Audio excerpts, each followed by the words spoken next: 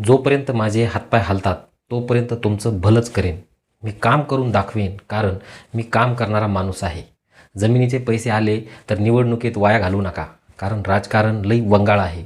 चांगलं शिका, आईबापांची काळजी घ्या, व्यसन करू नका, असं सांगणारे अजित पवार म्हणजेच आपले लाडके अजितदादा आज आपल्यात नाहीत. समीर गायकवाड यांनी त्यांच्या आठवणींना उजाळा देताना वरील त्यांच्या ओळी लिहिल्या आहेत.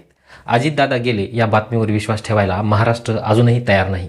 मन सुन्न झालं आहे. पण नियतीने आज महाराष्ट्राला खूप क्रूर रूप दाखवलं आहे.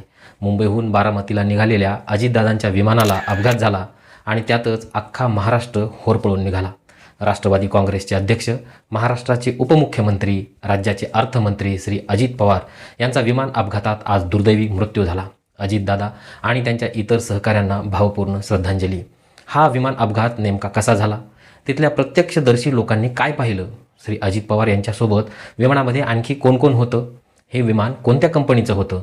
शेवटच्या क्षणी विमानात असं काय घडलं? आणि विमान कंपनीच्या हलगर्जीपणामुळेच अजित पवारांचा बळी गेला नाही ना? यांसारख्या अनेक प्रश्नांची उत्तरं आज आपण जाणून घेऊ.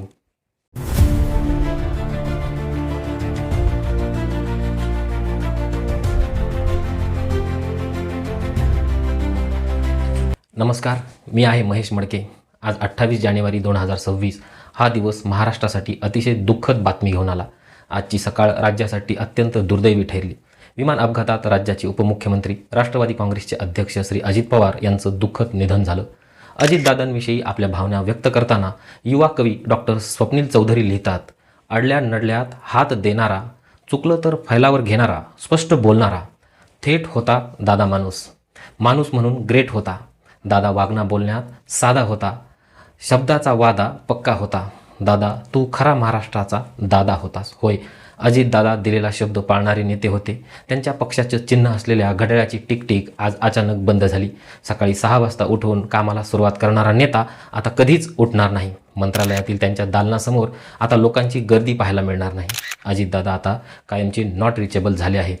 स्वर्गीय प्रमोद महाजन, शिवसेना प्रमुख श्री बाळासाहेब ठाकरे, माजी मुख्यमंत्री श्री विलासराव देशमुख आणि लोकनेते श्री गोपीनाथरावजी मुंडे, राष्ट्रवादी काँग्रेसचे नेते श्री आर पाटील आबा आणि आता अजित पवार यांच्यासारखे सह्याद्रीच्या उंचीचे नेते महाराष्ट्राने एकामागोमाग एक गमावले आहेत.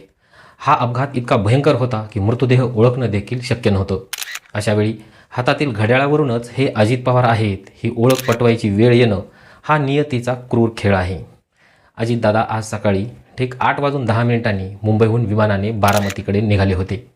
विमानात त्यांच्यासोबत त्यांचे सुरक्षा अधिकारी म्हणजे PSO Vidip Jadhav, pilot captain Shri Sumit Kapoor, flying officer captain Shambhavi Pathak, flight attendant Pinky Mali हे सहकारी होते. सकाळी साधारण 9च्या आसपास विमान बारामतीजवळ तिथल्या विमानतळावर उतरणार होतं. पण नियतीच्या मनात काही वेगळंच सुरू होतं.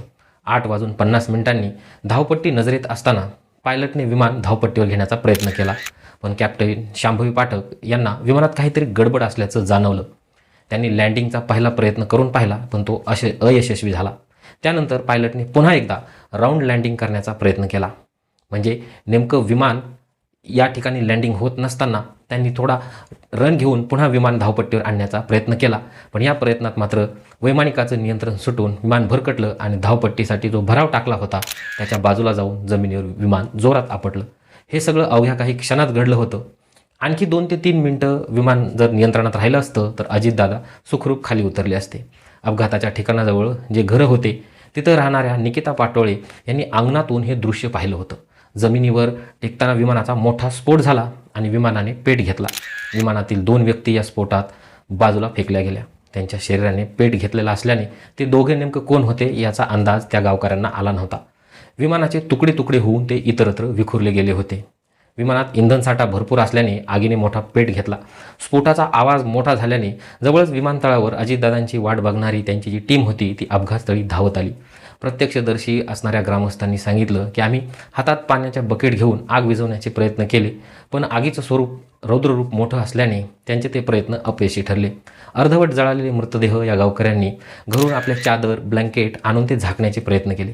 अग्निशामक दलाने अग्नी विझवण्याचा आटोकाट प्रयत्न केला, पण तोपर्यंत खूप उशीर झाला होता.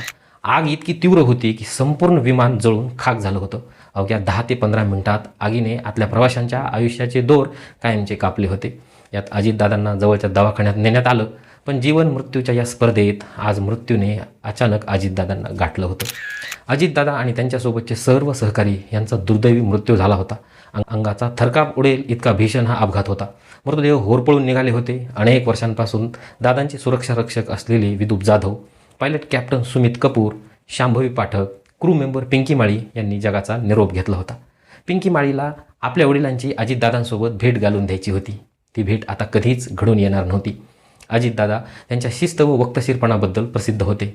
दादांचे जवळचे कार्यकर्ते सांगतात की प्रवासात दादा त्यांची गाडी 80च्या स्पीडपेक्षा अधिक वेगाने चालवू देत नव्हते. अशा शिस्तप्रिय माणसाचा शेवट विमानाच्या तांत्रिक चुकीमुळे व्हावा हे खरोखर दुर्दैवी आहे. या अपघातानंतर अनेक प्रश्न निर्माण झाले आहेत.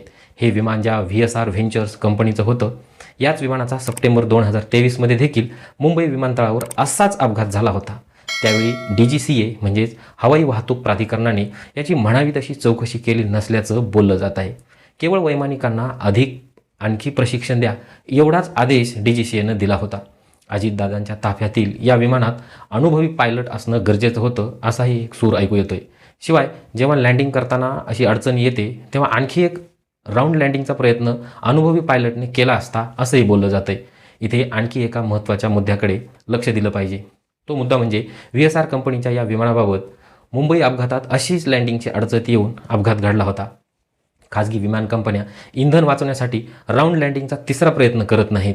त्यामुळे त्यांचे जास्त इंधनावर पैसा खर्च होतो, हा त्यामागचा उद्देश असतो. खाजगी कंपन्यांची नेमकी हीच नफेखोरी अजितदादांच्या जीवावर बेतली तर नाही ना? विमान कंपन्यांच्या हलगर्जीपणामुळे तर अजित पवारांचा बळी गेला नाही ना? हे प्रश्न अनुत्तरित राहतात. यापूर्वी आपल्या देशात विमान अपघातात अनेक महत्त्वाच्या व्यक्तींचा मृत्यू झाला आहे. त्यात नेताजी सुभाषचंद्र बोस यांच्यापासून ते संजय गांधी, आंध्र प्रदेशचे मुख्यमंत्री YSR रेड्डी, गुजरातचे मुख्यमंत्री विजय रुपाणी, लष्कर प्रमुख बिपिन रावत आणि आता अजित पवार यांचा यामध्ये समावेश आहे. DGCA म्हणजेच नागरी हवाई वाहतूक प्राधिकरणाने त्यांच्या नियम व कार्यप्रणालीत बदल करण्याची मागणी आता जनतेतून पुढे येत आहे. सद्यस्थितीत वर्षातून फक्त एकदाच या प्राधिकरणाकडून विमानांची तपासणी केली जाते. ती वाढवून कमीत कमी 3 ते 4 वेळा विमानांची तांत्रिक तपासणी होणे गरजेचं असल्याचं बोललं जातं आहे. त्याचबरोबर वैमानिकांची पात्रता यावर देखील कटाक्ष देणे गरजेचे आहे. त्यामुळे भविष्यात असे अपघात होणार नाहीत. महाराष्ट्राची कधीही भरून निघणार नाही अशी हानी या अपघातामुळे झाली आहे. सह्याद्रीचा एक कातळ कडा आज कोसळून पडला आहे. त्यामुळे पवार कुटुंब जितकं दुःखी आहे तेवढ्याच दुःखात आज सबंध महाराष्ट्र देखील बुडाला आहे. राजकीय मतभेद बाजूला ठेवून आज प्रत्येक माणूस दुःखाने हळहळतोय. अजितदादांसोबत मृत्युमुखी पडलेले त्यांचे इतर विमानातील सहकारी यांच्याही जाण्याचं अतोनात दुःख आहे. असं संकट कोणावरही येऊ नये अशी सदिच्छा व्यक्त करतो.